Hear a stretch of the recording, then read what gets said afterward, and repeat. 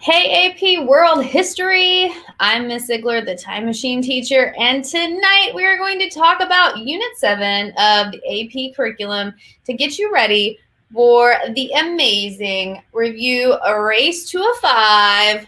Who's ready? Who's ready? Unit 7 tonight. Yes, so excited. We only have 3 more lives until the AP test. I have the dates down below here on the ticker. So don't miss out. We're going to be doing Unit 8 next Thursday, Unit 9 the Thursday after that, and then probably a Jeopardy game or possibly a Kahoot game on the following Tuesday. And then you have 1 day of rest, and the AP exam is on the 20th. The moment of reckoning, right? But we're going to make it. Hey, Coffee Chinchilla, good to have you here. Welcome in. So I have some links down below for you. And the first link is going to be the SAQs that hopefully some of you have already looked at prior to this live so that you can participate and really do a good job in testing your skills about SAQs. Hey, Fardine, welcome in. Good to see you. Let me know when you get here. If you're here, drop your name in the chat. Let me know. Random Bro, you're in A-Push now. All right, good job. Are you ready for the big A-Push exam? Let me know. All right, so down below, the second link is what you need first. That is Amazing Race Unit 7. And once again, the orange highlighted parts, that's what you're going to be responsible for as far as your grade goes. But all the rest of this is extra credit. Now, most of this you should remember because we recently did Unit 7. So it should be mostly a review for you. And then you also have the timeline in your notebook. And here's some additional study resources down here for you at the bottom. The Unit 7 video is one that I posted, I think it was like 2 days ago that I finished it and posted. The link is right there. The practice SAQ video is the one you're listening to tonight. So the other link that you need is the very first link down there, and this is the SAQ video that the SAQs that we're going to be going over tonight in this video. And hopefully, like I said, that you've already kind of looked these over a little bit. So as we look at them, you can test your skills. All right, so let's dive right in. I wanted to kind of take a break this week from DBQs. I don't know about you, but I needed a break. So I was like, let's focus on SAQs. I think most of you are doing really well on SAQs. So we're just going to, hit them a little bit harder this week and make sure that the points really get driven home about how to write an SAQ. And then we'll be back to practicing DBQs next week.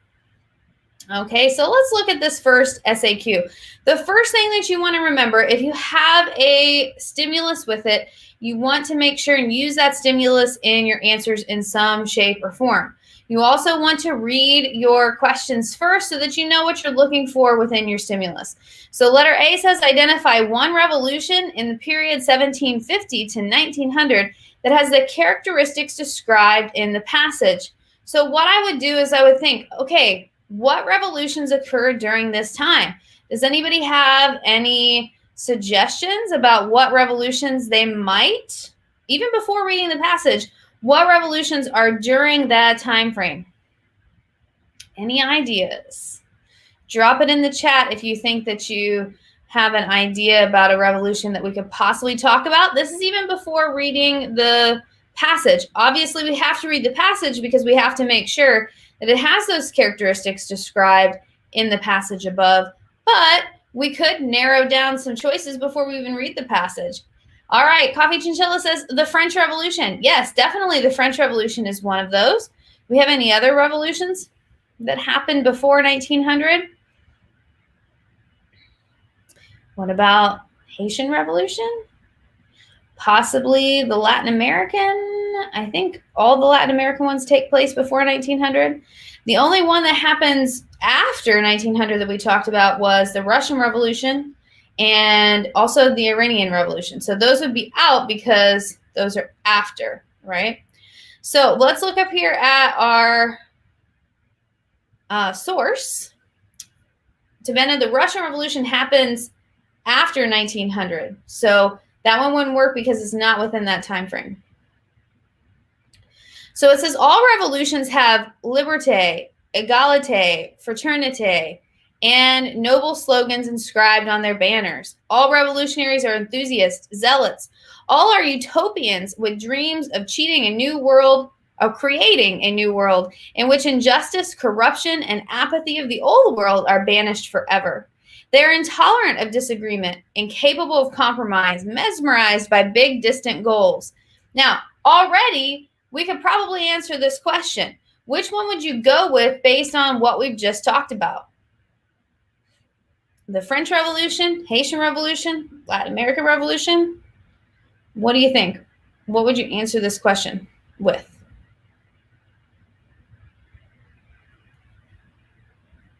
Yeah, probably the French Revolution. Just this part alone right here about the definition of the revolution. When we talked about the French Revolution, we talked about how they used the slogan liberté and égalité and fraternité. Yeah, there you go, Tabena. So this would be very easy to put together with the French Revolution.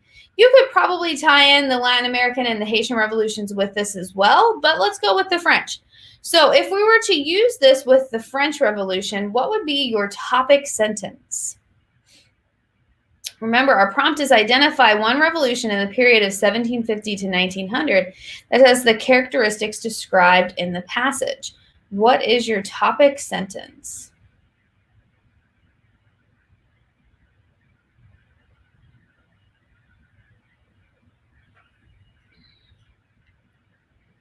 Give you a minute while you type.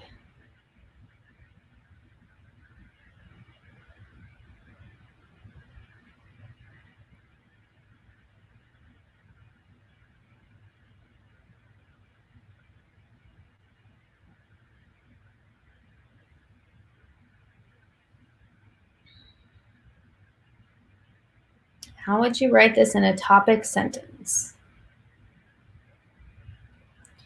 All right, Coffee Chinchilla says one revolution in the period of 1750 to 1900 that has the characteristics described in the passage is the French Revolution. That would work. One revolution that shared similar characteristics as the Russian Revolution is the French Revolution. That would work as well. Make sure, though, that once you start writing, that you talk about these specific characteristics. You're going to pull something from the document that proves that you know what the passage is talking about, right?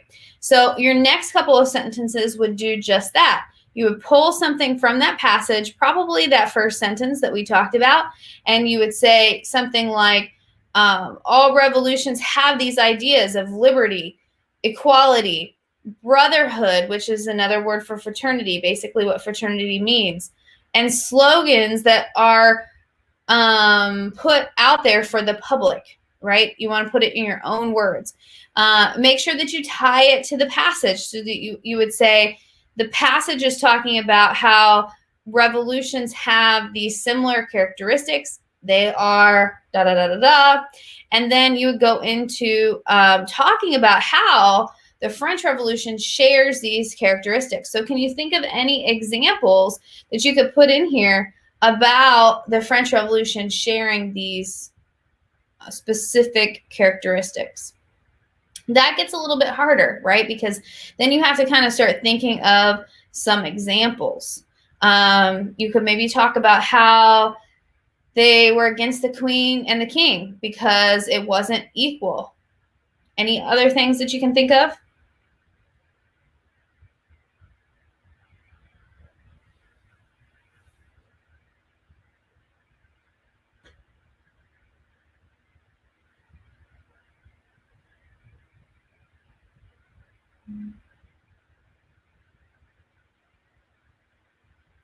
Trying to be patient as you type.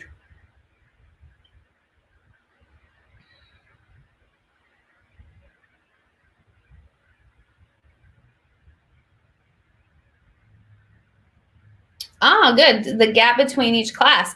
That would be good, Tabena. Yeah, absolutely. Because you could talk about how that was present in France and it was also present in Russia, causing both, lower classes in both places to feel like they weren't equal. So yeah, that would be fantastic. Good job.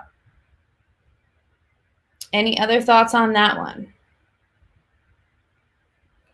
That would also be good too, to talk about like injustice. You could tie it into that.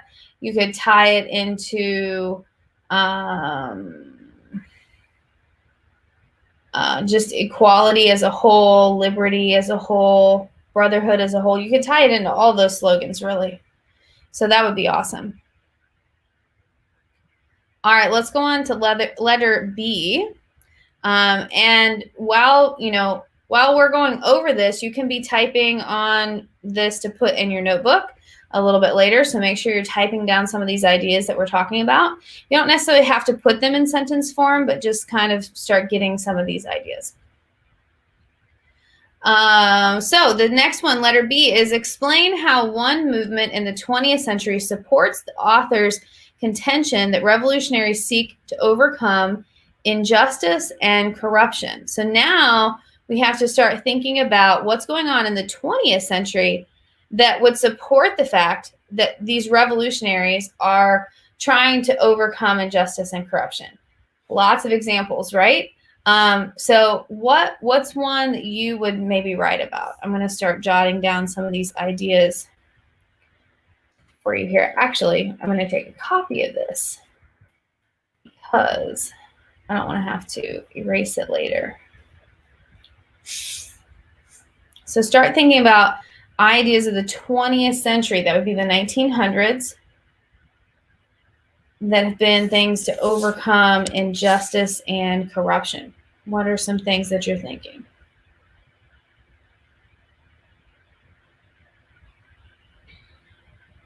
What about India? Could we use the Salt March and Gandhi?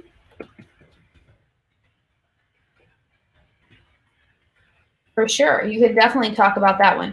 You could say one movement in the 20th century that supports the author's argument or the author's belief that revolutionaries were trying to overcome injustice and corruption was the Salt March that took place in India under Gandhi's leadership. And then you could go on to start talking about how that fought injustice and corruption.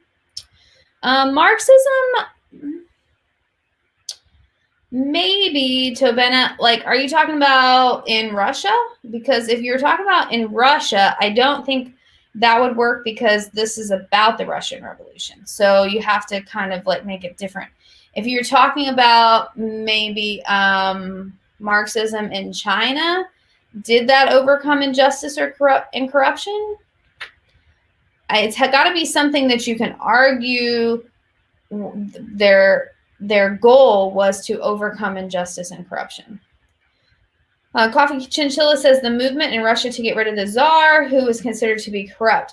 I mean, that's a possibility, but since they're talking about the Russian Revolution, I would maybe choose a different one. It's a possibility, though, that they would allow that. It depends on what their readers are looking for, because the Russian Revolution does happen in the 20th century, and it is after the time frame that was in the previous question. So you could possibly say that, but this one is about the Russian Revolution, and we know that from the source. So I would try to think of something different versus the Russian Revolution, since it's saying that it supports the author's argument. Now, like I said, it's a possibility that that one might fly, but I would try to get something different. So maybe the Salt March with Gandhi, you could maybe talk about, let's see, what's another movement to try to, you could talk about women, the suffragettes, and trying to get the right to vote. That does start before the 20th century, but women don't get the right to vote in most places until the 20th century, so you could probably talk about that. Oh yeah, civil disobedience movement. That would be great. And that happens with Gandhi. You could talk about civil rights. movement. We haven't really discussed that much. That would be here in the U.S. You'll look at that more next year in APUSH.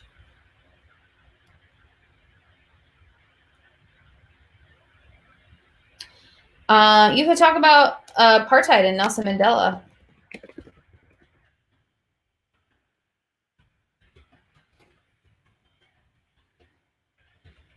So whichever one you decided to go with, you would use maybe 2 to 3 sentences to say what happened and how it fought to overcome injustice, similar to what the author is talking about in the passage.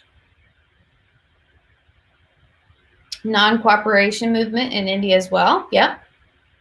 Good.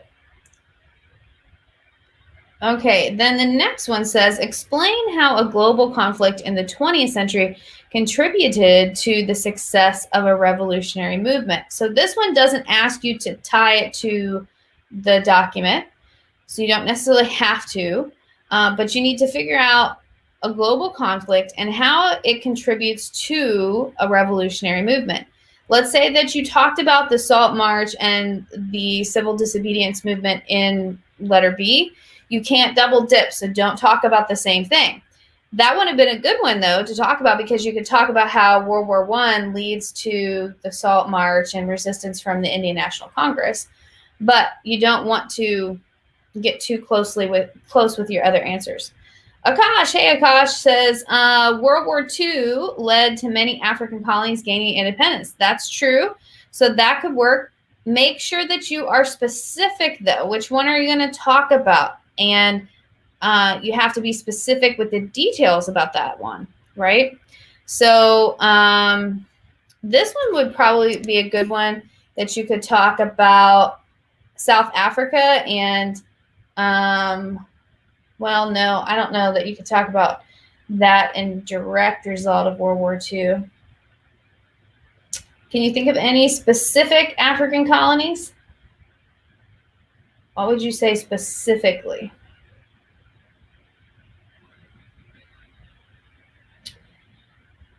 We could maybe also talk about World War II leading to the push for the Zionist movement and the creation of Israel.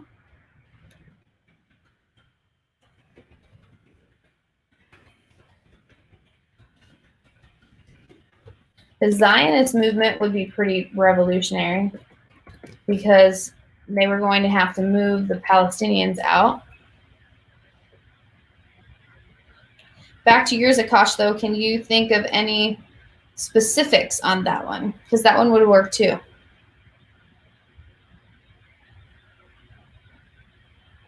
We didn't really talk about it as much. You could talk about Pan-Africanism in relation to that. Pan-Africanism, I think that's how you spell it. And then a specific colony, like maybe in West Africa. I think Senegal is one that gets their independence.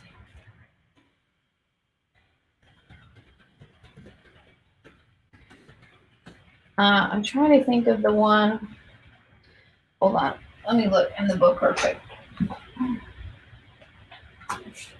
There is one that was in chapter 7. I can't remember what it is now. The name is escaping me. But it was with Pan-Africanism when we talked about that. Akash says World War II led to India gaining independence. Yeah, that one would work. But like I said, if you talk about India in the previous one, you want to try to make it different in the next one, unless you're talking about two different things. But if you're talking about Indian independence, you're probably going to hit that in the previous one as well. So you don't want to double dip. You don't want to make it too close. Okay, so this one wasn't. Pan-Africanism comes after World War I. South Africa, and they have their problems like on the 1900s. So this would all be too early. East Africa. Okay, so the Ashanti. Let me spell it for you guys. This one would be after, when is it? The 20th century? This would be in the 20th century. Let me get it over here in the comments. You'll want to look up this one. And it's in the AMSCO book shortly, like just a short paragraph about it in 6.3. That one happens from 1840 to 1921. That's the one I was trying to think of. Let's see. A Coffee Chinchilla said, could we use Congo? Yeah, you could use the Congo as long as it happens in the 20th century. When did the Congo get its freedom? Let me know if you got it.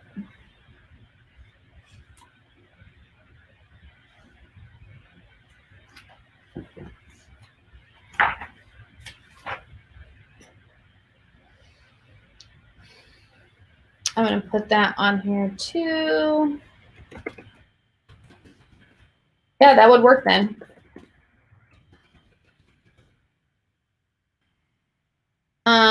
As long as, so when the Congo resisted and resisted imperialism, that's what I'm trying to look, and colonialism, then, you know, was it a revolutionary movement? You're looking for something that was like a movement to get their independence. And Akash, if you wanted to talk about the India getting its independence, you just have to make sure that it's different than what you talked about in letter B.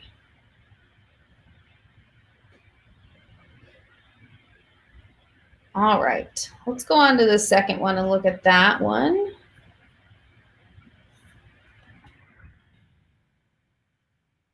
This one doesn't have a stimulus with it. It says for letter A, explain how one cause of the First World War was also a cause of the Second World War.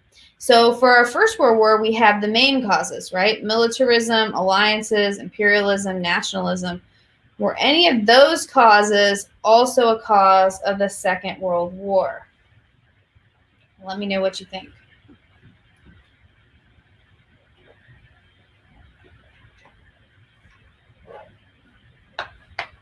Yeah, kind of all of them, right? Coffee Chinchilla says alliances. Tabena says militarism and nationalism. Yes, I think you could argue all three of those. You might even be able to argue imperialism because of the fact that Hitler was trying to expand so much and get Lebensraum. But it kind of just depends on, you know, what you want to argue. So let's kind of brainstorm some of these. What would you write about alliances being the reason? What would you write for militarism? What would you write for nationalism? And what would you write for imperialism? Start dropping those in the chat. Let me know what your ideas are. Obviously, you only have to choose one, but let's brainstorm all four of them because we're awesome like that, you know?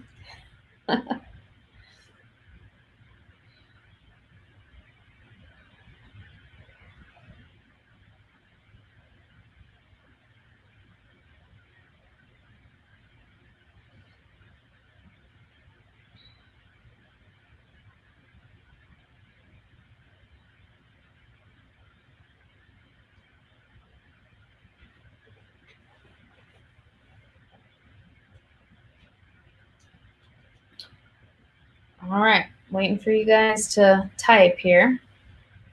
Think about the Second World War and how alliances played a role. We know pretty much how it did in the First World War. And then militarism, nationalism, imperialism.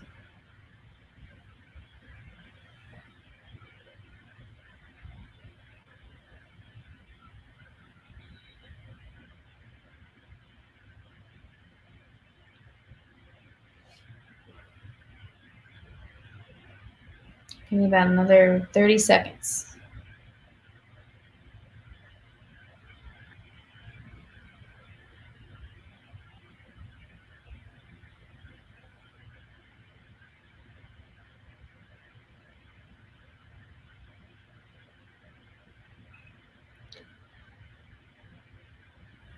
So if you were going to talk about alliances, you'd want to talk about how alliances led to the First World War by pulling everybody in once the war got started.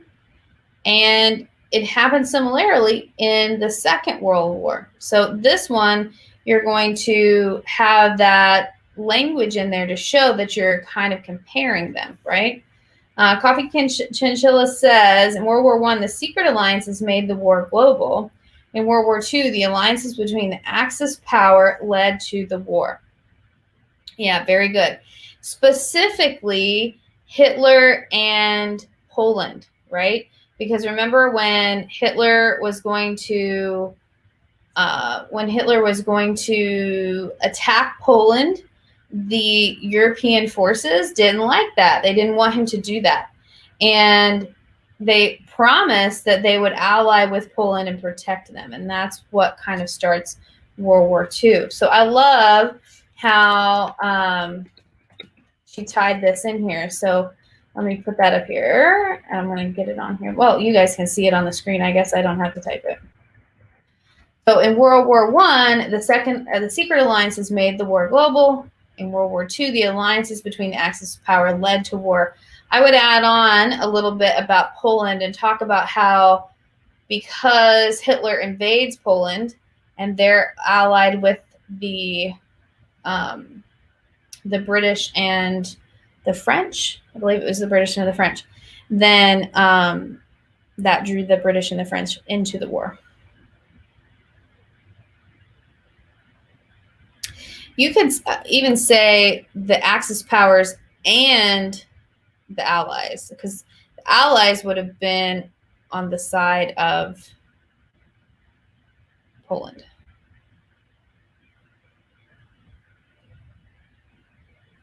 So very good. Well done. What about militarism? How would we say that militarism caused both? Savannah, you got any ideas about that one? Or anybody else? Kosh?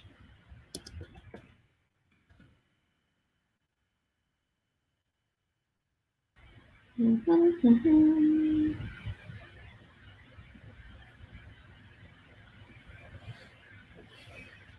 if you are going to talk about the Axis powers, Coffee, make sure that you talk about how that pulled them into the war and who the Axis powers were. Then you can compare that to how the Allies were pulled in because of Poland. All right, so let's say you're going to do militarism. Militarism was, with World War I, trying to get the biggest and baddest military. Same thing with the Second World War, except Hitler was doing it, and Hitler was trying to make his army bigger and badder, even though he wasn't supposed to because of the Treaty of Versailles. So you could say something like, before World I cause of World War I,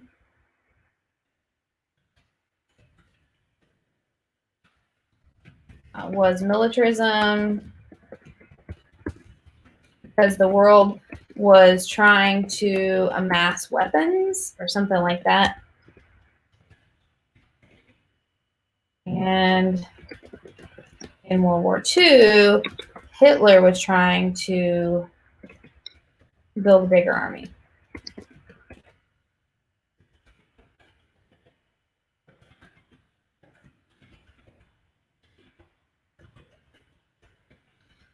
So that he could return Germany to their former glory.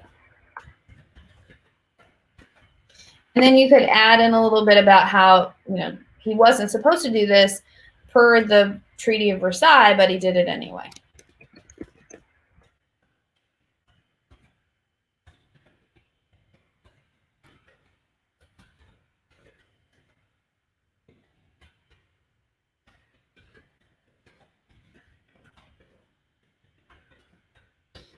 Which scared the Allies.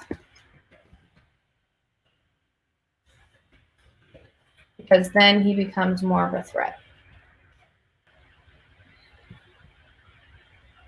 So if you were going to do militarism, you could do something similar to that.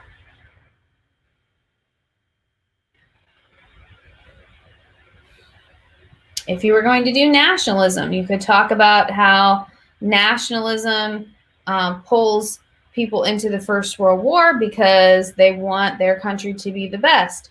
And then you could go into talking about how nationalism starts World War II because Hitler is wanting Germany to return to its former glory, and because they felt so bad about themselves, they wanted that as well. And then you could maybe, you know, give an example about how he used propaganda to spread nationalism. Anything that would relate to that topic. So as you're brainstorming this and you're thinking to yourself, well, I know that the causes for World War I are MAIN, because we have that awesome acronym, then you can kind of brainstorm in your head and say, okay, I know a lot about militarism, but maybe I don't know as much about the other ones. So then write about militarism. And then imperialism, you could talk about how they imperialized before World War I, and those tensions lead up to World War I, and then describe how before World War II, they were still fighting those tensions, and then Germany wanted to spread out, get more living space, and take over more land, which was causing a lot of problems and like pretty much starts the war because he invades Poland.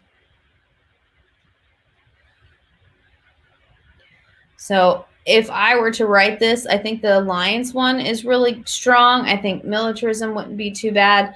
You could definitely make a strong point for all of them, though. So it just depends on what you know the best. All right, the next question is explain one way the First and Second World Wars were unprecedented in history. Unprecedented just means that they'd never happened before and they were completely different than any other time in history. What could you write about this?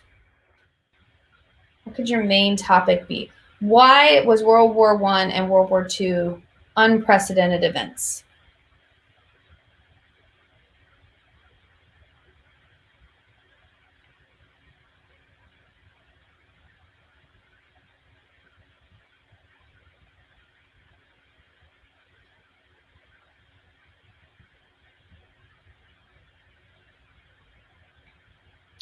Okay, that one's a good one.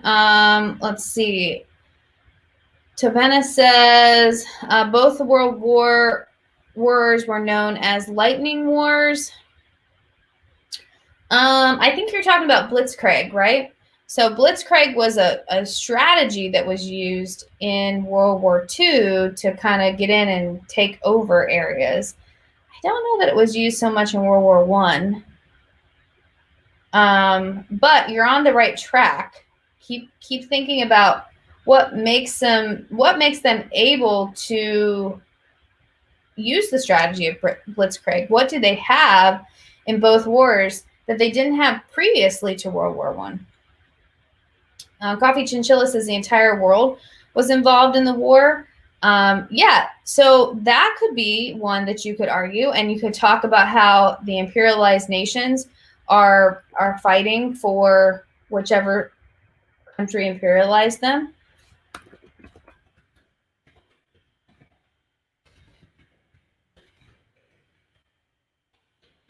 So you could go into imperialism and how that plays out during the war. Yes, that's the one I was looking for. Advanced technology. That makes them able to have lightning wars, right? That makes them be able to use the strategy of Blitzkrieg and go in and conquer and do it quickly. Also in World War I, the need for trench warfare was there because they needed protection from the advanced technology.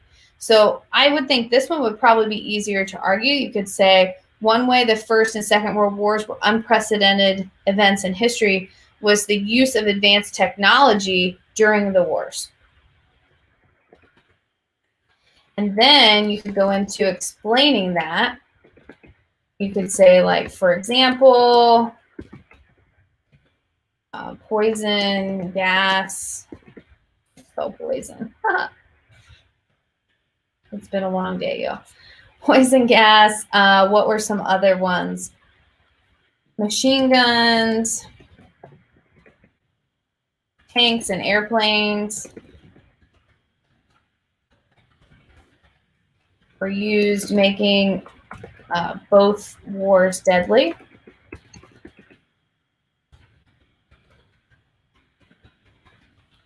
And then maybe try to think of an example from both the wars. Oh, submarines. Yeah, I forgot about submarines. I don't know. Were those around in World War I? I think they might have been.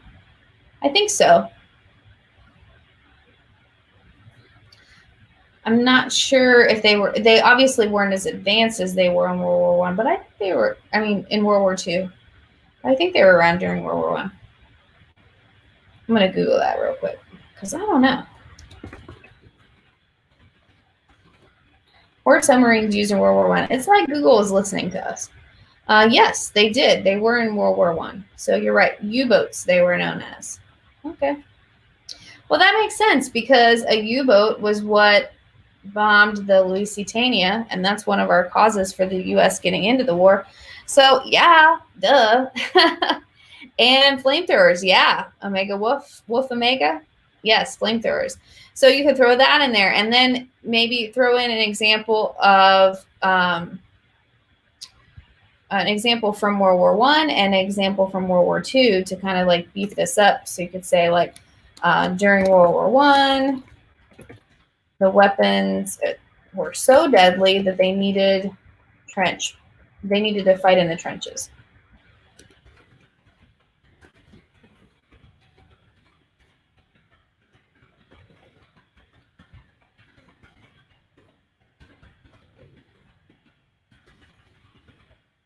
Which eventually is going to cause a stalemate because they can't move.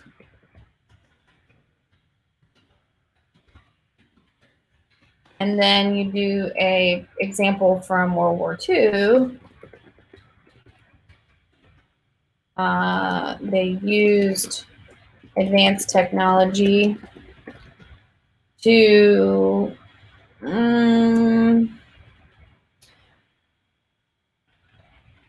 practice blitzkrieg.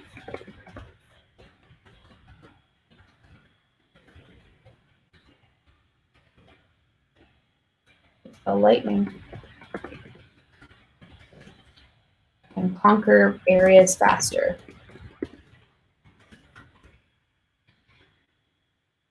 So that would be a pretty strong argument because you're talking about the First World War, you're giving an example of that, and you're talking about the Second World War and giving an example of that, and tying them all together with your topic sentence.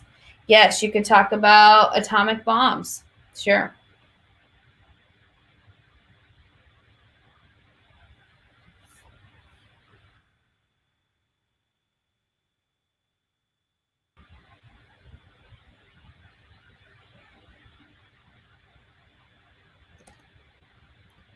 Just in the chat for you. All right, and then our next one is explain one way the First and Second World War transformed global politics. Explain one way the First and Second World War transformed global politics. That one's a little bit more difficult. You got to kind of tie in a lot of things.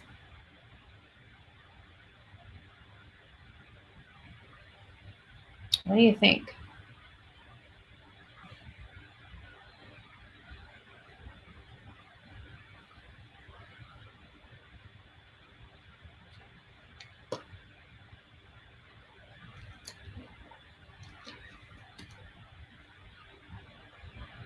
Think about what happens as a result of the First and Second World War. Well, more so of the Second World War, but it kind of starts to go that direction after the First World War. What happens?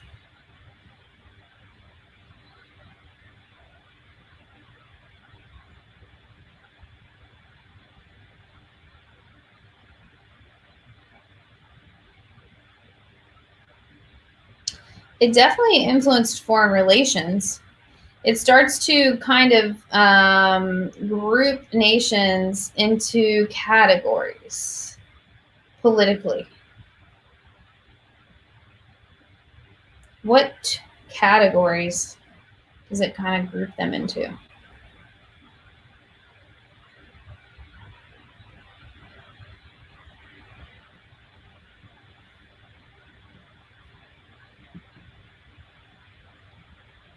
Think about the two main political thoughts or political, I don't know that I want to say conventions, but think about like at the end of World War I, we start to see we have democracy. There we go. So communist versus democracy. The global superpowers are established. Yes, yes. Now we're getting somewhere. So we have the at the end of the First World War, we start to see more fascist dictators come out, as well as communism is coming out more. And so at the end of the First World War, global politics are like democracy, fascism, communism. And remember, fascism and communism don't jive. But then at the end of the Second World War, the fascists are pretty much defeated. And now we have two superpowers, one democratic capitalist, one communist, right? So I think you could focus on like that parallel between communist and democracy. So you could say one way that the first, oh wait, look at this. I missed this the first time I read it. One way the First or the Second World War transformed global politics. So it's not saying both. In that case, then we definitely 100% could do democracy and communist because that happens after the Second World War. So that's what I would go with. One way that World War II transforms global politics is the struggle it causes between democratic countries and communist countries.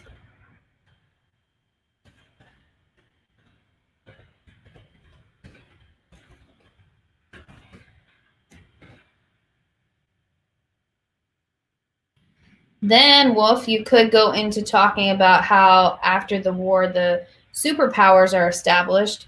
So you could say because of the devastation in Europe,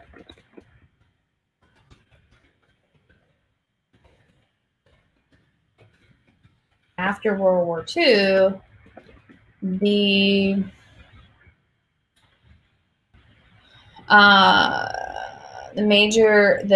there's a shift of major global powers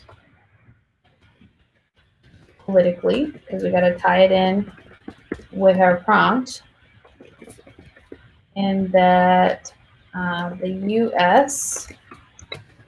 and the Soviet Union rise to the top and take over Europe's position as superpower. You don't necessarily have to word it that way, but somehow talk about how it shifts from Europe being in power to the U.S. and Soviet Union.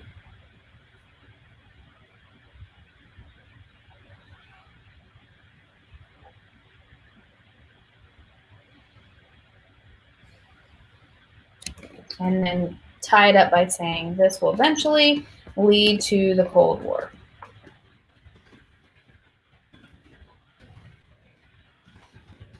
As the U.S. tries to contain, that's the word I'm looking for, communism,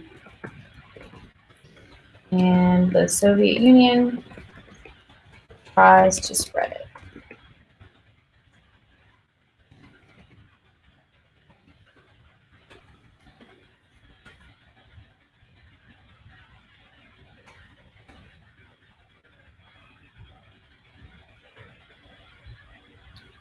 Remember, you want to have your topic sentence, and then you want to explain how and why something happens. We don't really have a lot of why in here, so you could say that the reason this happens is because democracy and communism are they don't agree with each other. So like the ideas of democracy and communism don't agree with each other.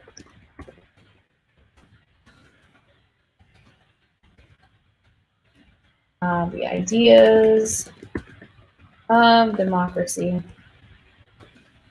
and communism don't agree. Something like that. Hey, welcome. So tonight we're looking at SAQs instead of the DBQ. We're taking a little break from the DBQ, and it's down in the description below. If you need me to put the link in the chat, I can do that too. Let me give you the link for that. You can just make a copy of that, Carlos. All right, so topic sentence, how and why. Topic sentence, how and why. That's what you want to remember with your SAQ. Also, if it's talking about a change, make sure you talk about what happens before and after the change. And if it has a stimulus and it asks you to tie it to the stimulus, make sure and do that, like what we did in this one up here, okay? So you have two more, SAQ 4. So SAQ 3 is about decolonization, and SAQ 4 has a stimulus with it. Those are the two that I'm going to have you guys do.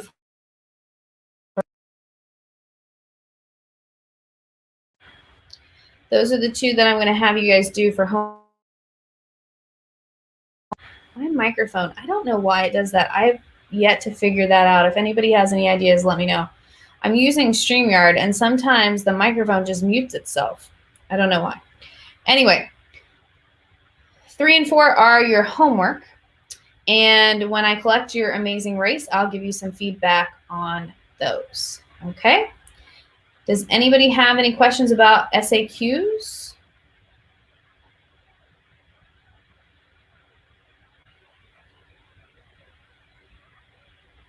Okay. So 3 and 4 are your homework. Don't forget about Unit 7, Amazing Race, your other things that you have to do. You have to watch the unit video and then write the context, and the rest is extra credit.